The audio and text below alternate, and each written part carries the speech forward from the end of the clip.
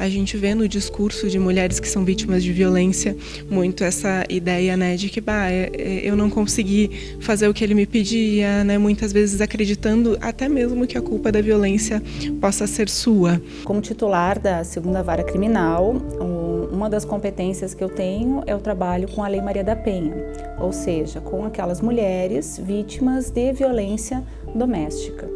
Agora, na comarca de Erechim, nós temos mais de 1.000 processos em tramitação de violência contra a mulher e nós realizamos uma média de 50 audiências por semana com mulheres vítimas de violência, o que eu considero um número bem elevado, né? Nós temos pelo menos 200 audiências de violência contra a mulher por mês. Que é uma casa de passagem, né? Então, o nosso objetivo aqui é dar acolhimento temporário a pessoas que não tenham, naquele momento, condições de estarem em suas casas ou não tenham casas para morar. No Brasil, 536 mulheres foram agredidas por hora em 2018, segundo os dados da 2ª edição em um estudo de Visível e Invisível, a vitimização de mulheres no Brasil, realizado pelo Fórum Brasileiro de Segurança Pública em parceria com a Datafolha. A pesquisa mostra que 76% das mulheres vítimas de violência contam que conheciam o agressor, um marido, um ex-namorado, um vizinho, e quando perguntadas o que fizeram depois da agressão, mais da metade responde nada, sequer chamar a polícia. Um dado que mostra como pode ser difícil quebrar o silêncio. Tem muitos casais que não se agridem fisicamente, mas que têm um nível de violência psicológica e verbal que é muito grande, com insultos, né, com xingamentos, mas que não chega à agressão física, né? Muitas vezes as mulheres têm medo de fazer uma denúncia e tirar o pai dos filhos de dentro de casa, prejudicando essa relação entre filho, né, ou de perder a guarda dos filhos. Então tem muitas questões, né, inclusive financeiras, que estão relacionadas a isso. E aí que começa muitas vezes os casos de feminicídio, que seria o extremo dessa situação.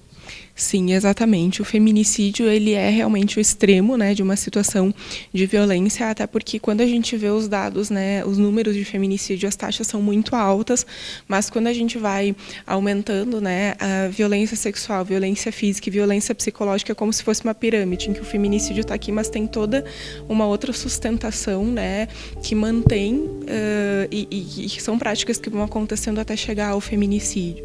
Em Erechim, de janeiro a junho deste ano, foram 480 casos registrados pela soma de ameaça, lesão corporal e estupro contra mulheres, de acordo com os dados da Secretaria de Segurança Pública do Estado. Aquelas mulheres que chegam até a justiça ainda não refletem o número total de mulheres que de fato sofrem algum tipo de violência, né? Apenas uma pequena parcela das mulheres que são vítimas de violência chegam até a delegacia de polícia solicitando uma medida protetiva, né, de afastamento do agressor do lar, e são com essas mulheres que chegaram até a delegacia de polícia e depois a delegacia nos manda esse pedido das medidas protetivas, é que a gente faz essas audiências, né, semanalmente aqui no Fórum de Erechim.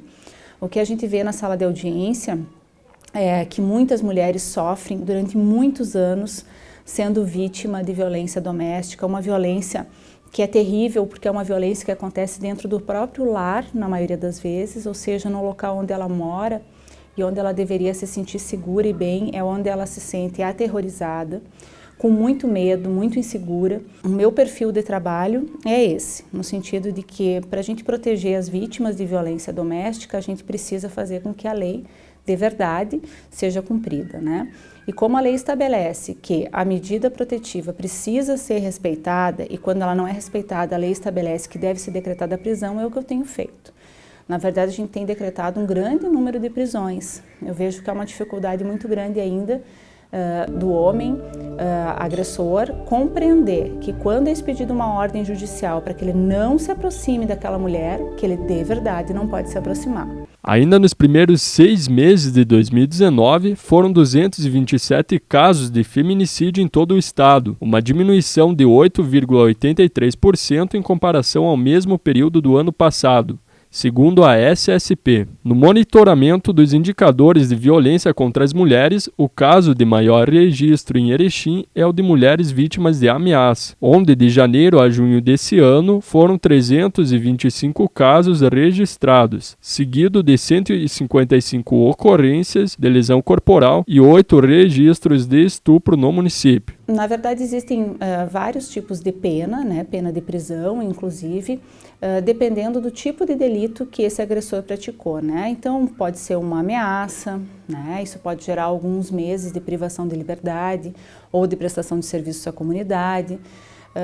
Pode ser um delito mais grave, pode ser uma lesão corporal, pode ser uma tentativa de feminicídio. Nós temos também, né, situações que chegam a esse ponto.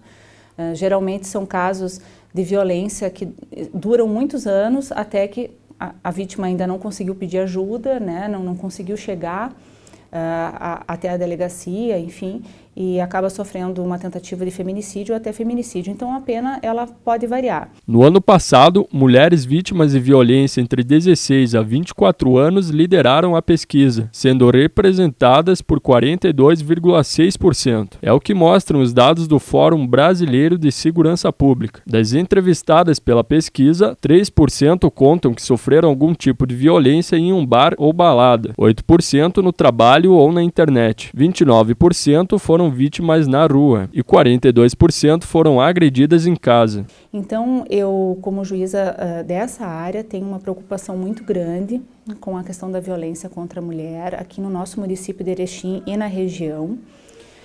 Eu penso que nós precisamos falar mais sobre isso.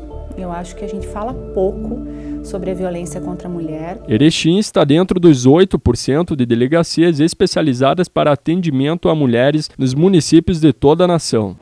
Aqui neste prédio fica a Delegacia de Pronto Atendimento, onde também fica a Delegacia Especializada da Mulher.